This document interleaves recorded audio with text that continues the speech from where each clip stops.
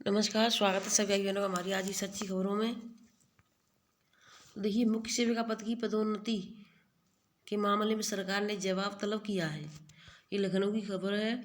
Allahabad high court की लखनऊ पीठ के महिला कल्याण एवं बाल विकास विभाग में आंगनबाड़ी कार्यकर्ताओं से मुख्य सेविका प्रमोशन सुपरवाइजर के पद पर पदोन्नति किए जाने मामले में प्रदेश सरकार से जवाब तलब किया है। यह आदेश न्यायमूर्ति राजन राय की एकल पीठ ने मनीष कन्नौजिया व 24 अन्य की तरफ से दाखिल याचिका की सुनवाई करते हुए दिया। कोर्ट ने कहा कि पदोन्नति से संबंधित अगर कोई नियमावली सरकार के आदेश दिनांक 15 और 1/8/22 के संबंध में बनाई गई हो तो उसे भी कोर्ट में प्रस्तुत किया जाए। कोर्ट ने मामले की सुनवाई के लिए 2 मार्च की तारीख तय की है। यानी अब देखिए, जो 2 मार्च आने वाली है उसमें सुनवाई की जाएगी। याचिकाकर्ताओं की तरफ से मौजूद प्रवक्ता अभिलाषा पांडे ने बताया कि विभाग में सीधी भर्ती के लिए सुपरवाइजर की न्यूनतम शैक्षिक योग्यता के लिए किसी भी विविध विश्वविद्यालय से समाजशास्त्र, गृह विज्ञान, समाज कार्य, बाल विकास और पोषण में स्नातक की डिग्री की मान्य किया गया है। याचिकाकर्ता यह अर्हता रखते हैं, इसके बावजूद विभागीय स्तर पर 10वीं उत्तीर्ण आंगनबाड़ी कार्यकर्ता को सुपरवाइजर पद पर पदोन्नत किया जा रहा है। ऐसे में योग्यता अभ्यर्थियों को पदोन्नति से वंचित करने का सीधा असर विभागीय योजनाओं के क्रियान्वयन पर पड़ रहा है। देखिए, जो 10वीं है उसमें और BA MA करने वालों में थोड़ा फर्क होता है, तो उन्होंने कहा है कि इस तरीके से जो विभाग पर असर पड़ेगा वो बहुत बड़ा पड़ेगा। कोर्ट को बताया कि भारत सरकार की तरफ से जारी दिशा निर्देश में सुपरवाइजर पद के लिए जरूरी शैक्षिक योग्यता धारी आंगनबाड़ी कार्यकर्ता को ही पदोन्नति का प्रावधान है। इसके लिए नियमावली संशोधित करने के लिए भी कहा गया था, लेकिन राज्य सरकार की तरफ से इसका कोई अनुपालन नहीं किया गया है। तो देखिए, राज्य सरकार ने इसका कोई अनुपालन नहीं किया है, इसलिए उन्होंने कोर्ट ने 2 मार्च को इसकी सुनवाई होगी और तब तक सभी चीज़ें को दिखाने के लिए बोला है। और जिन बहनों ने हमारी ने याचिका किया है उसकी भी लास्ट तक देखें इस वीडियो में कि उसका क्या कहा है। तो मैं आपको आज कई जानकारी देना चाहूँगी। तो देखिए, गोंडा में आकांक्षा ब्लॉकों में पूर्णकालिक CDO की तैनाती के लिए जिले की बाल विकास परियोजना में फेरबदल किया गया है। CDPO सुशील कुमार को मनकापुर से हटाकर आकांक्षात्मक ब्लॉक में तैनाती दी है। उन्हें भवनजोत ब्लॉक के अलावा मनकापुर ब्लॉक का अतिरिक्त चार्ज दिया गया है। CDPO अभिषेक दुबे को शहर परियोजना से हटाकर आकांक्षी ब्लॉक पडरी कृपाल में तैनात दी गई है। वह अब मुजेहना ब्लॉक का अतिरिक्त प्रभार देखेंगे। CDPO दुर्गेश कुमार गुप्ता को वजीरगंज से हटाकर आकांक्षी ब्लॉक रूपई हीड में तैनात किया गया है। वे कटरा बाजार ब्लॉक का भी अतिरिक्त चार्ज देखेंगे। पडरी कृपाल ब्लॉक में रही अनामिका सिंह को हटाकर DPO कार्यालय से संबंधित किया गया है। CDPO अंजना झा को भवनजोत से हटाकर छपिया ब्लॉक की जिम्मेदारी दी गई है। CDPO नीतू रावत को रूपे DA से हटाकर इटिया थोक में तैनाती दी गई है। उन्हें शहर परियोजना का अतिरिक्त चार्ज सौंपा गया है। नवाबगंज की CDPO रमा सिंह को बजरंगीगंज ब्लॉक भेजा गया है। जिला कार्यक्रम अधिकारी धर्मेंद्र गौतम ने बताया कि आकांक्षात्मक ब्लॉकों में पूर्णकालिक CDPO की तैनाती के लिए यह कवायद की गई है। तो देखिए, एक इंसान को ऐसा कोई CDPO नहीं है जिसको 2 चार्ज नहीं दिए गए हैं, क्योंकि सुपरवाइजरों का प्रमोशन नहीं हुआ है। सुपरवाइजरों का प्रमोशन हुआ था, CDPO की जगह खाली होगी जब CDPO। तो इस तरीके से इस विभाग में सबसे ज़्यादा इन्हीं को जो भी नौकरी में लगा, चाहे वो CDPO हो चाहे वो आंगनबाड़ी हो, उन्हीं को अतिरिक्त चार्ज दे करके परेशान किया जा रहा है।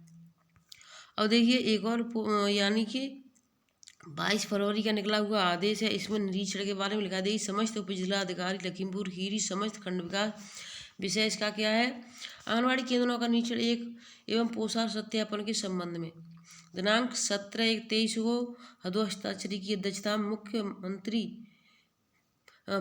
फेलोशिप के साथ कलेक्ट्रेट सभागार में आकांक्षित विकास खंडों की प्रगति के संबंध में बैठक आयोजित की गई, जिसमें मुख्यमंत्री फेलोशिप कार्यक्रम के अंतर्गत चयनित शोधार्थियों द्वारा अवगत कराया गया कि कतिपय आंगनबाड़ी केंद्र प्राय बंद रहते हैं।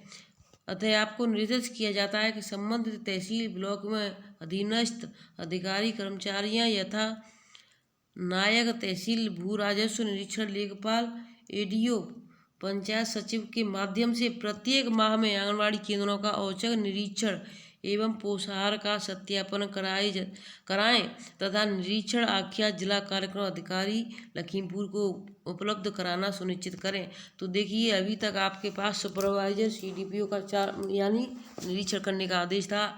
अब आप सभी बहनें सतर्क हो जाएं निरीक्षण करने के लिए। आपके यहाँ ऐसा नहीं है एक ब्लॉक में, एक ज़िले में, सभी ज़िलों में ही यह आदेश कुछ दिनों में निकल जाएंगे कि देखिए तहसील से भी ब्लॉक अधीनस्थ हैं, वो भी कर्मचारी जाएंगे, अधिकारी जाएंगे, कर्मचारी, और तहसील से तहसीलदार, निरीक्षण, लेखपाल, एडीओ, पंचायती राज, पंचायती सचिव। तो देखिए इन सभी को आप नहीं पहचानती होंगी, नहीं जानती होंगी, तो आप अपने केंद्र पर समय से पहुँचें, समय से ही बंद करें और सही रहेगा। देखिए ये अधिकारी चेक करने के लिए पहुँचे हैं। अब देखिए एक 24 तारीख का भी निकला हुआ आदेश है लखीमपुर खीरी का। ये क्या है? जनहित एवं शासकीय कार्य हित में निम्नलिखित उप जिलाधिकारियों की तैनाती उनके नाम के समूह पद पर की जाती है। तो ये देखिए मैंने अभी आपको बताया है कि किसकी कहाँ पर की गई है।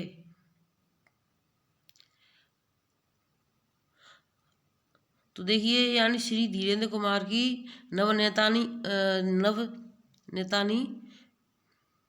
अपर उप जिलाधिकारी लखीमपुर पर की गई है। अनुराग सिंह की नई और यानी कि उनकी धरोहरा पर की गई है। श्री रत्नाकर मिश्रा की गोला पर की गई है, उप जिलाधिकारी गोला पर। और डॉक्टर अवनीश कुमार की न्यायक मोहम्मदी पर की गई है। इनको यानी चेंज की गई है, वर्तमान में इनकी यहाँ पर थी, अब नई वहाँ पर की गई है, नई तैनाती। अब देखिए मैं आपको मेन चीज़ पर ले चलती हूँ जो मुझे आपको दिखाना है कि क्या। तो देखिए योगी सरकार से हताशा होकर मानदेय बढ़ोतरी और ग्रेजुएटी को लेकर आंगनबाड़ी वर्कर ने कोर्ट का दरवाजा खटखटाया है। यूपी सरकार अब नए प्रलोभन देकर आंगनबाड़ी वर्करों को छल कर रही है। यूपी की योगी सरकार 2017 से आंगनबाड़ी वर्करों के मानदेय में बढ़ोतरी की बात तो करती है, लेकिन कभी लागू नहीं करती है। 6 वर्ष से लगातार इन जुमलों से परेशान होकर आखिरकार आंगनबाड़ी वर्करों को कोर्ट से ही न्याय की उम्मीद बची है। मानदेय बढ़ोतरी और ग्रेजुएटी के संबंध में लखनऊ हाईकोर्ट में याचिका दायर की गई है। यह याचिका 2 आंगनबाड़ी वर्करों द्वारा दायर की गई है। इस याचिका में केंद्रीय महिला एवं बाल विकास विभाग मंत्रालय के सचिव, उत्तर प्रदेश के मुख्य सचिव, बाल विकास सेवा पुरस्कार निदेशक समेत 4 लोगों की प्रतिवादी बनाया गया है।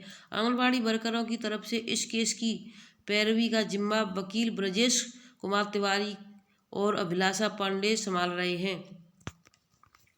आंगनबाड़ी वर्करों द्वारा दायर इस याचिका में कहा गया कि आंगनबाड़ी वर्कर सरकार द्वारा बाल विकास विभाग में चलाई जा रही हर योजना का निर्वहन करती हैं। इन योजना में 0 से 6 वर्ष तक के बच्चों को टीकाकरण, स्वास्थ्य की देखभाल से लेकर शिक्षित तक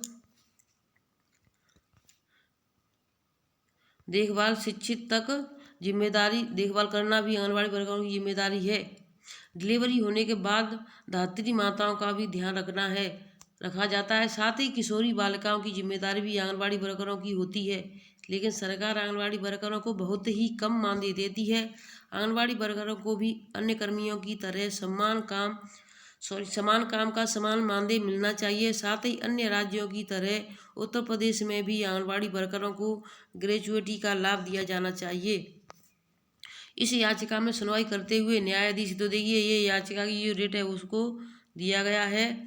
इस याचिका की सुनवाई करते हुए न्यायाधीश विवेक चौधरी ने याचिकाकर्ता को याचिका में लगाए गए सभी दस्तावेजों की प्रति ग्रेजुएटी के संबंध में सुप्रीम कोर्ट के निर्णय व अन्य निर्णय 3 सप्ताह के अंदर मुख्य सचिव को उपलब्ध कराने के निर्देश दिए हैं और राज्य सरकार से 4 माह के अंदर उपलब्ध कराए गए दस्तावेजों के आधार पर निर्णय के संबंध में जवाब दाखिल करने को कहा गया है।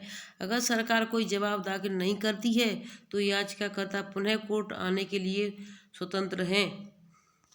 तो देखिए, अगर किसी भाई बहन ने कल की वीडियो नहीं देखी है कि MPR किस तरीके से भरना है, तो इस वेबसाइट पे हमने भर के बताया है, वीडियो भी डाली है, उसको जाकर के आप सभी भाई बहन देख लें और इस वीडियो को अधिक से अधिक शेयर करें, जिससे जो बहनें परेशान हैं, ना तो मानदेय में वृद्धि हो रही है ना ही प्रमोशन हो रहा है, तो सभी बहनें एकजुट होकर के, और ये 2 बहनों ने याचिका डाली है, बाकी और भी बहनें इसी तरीके से उनके साथ शामिल हो सकती हैं और सभी का एक साथ काम होगा तो बहुत जल्दी हो जाएगा। नहीं तो 2 बहनों के करने से और 10 बहनों के करने में बहुत फ़र्क होता है और 2 बहनों पर ज़्यादा लोड आएगा पैसों का, क्योंकि मानदेय इतना ज़्यादा यूपी में नहीं मिलता है। वीडियो अच्छी लगी तो शेयर करें, चैनल को सब्सक्राइब करें। फिर मिलेंगे नई अपडेट के साथ, तब तक के लिए धन्यवाद।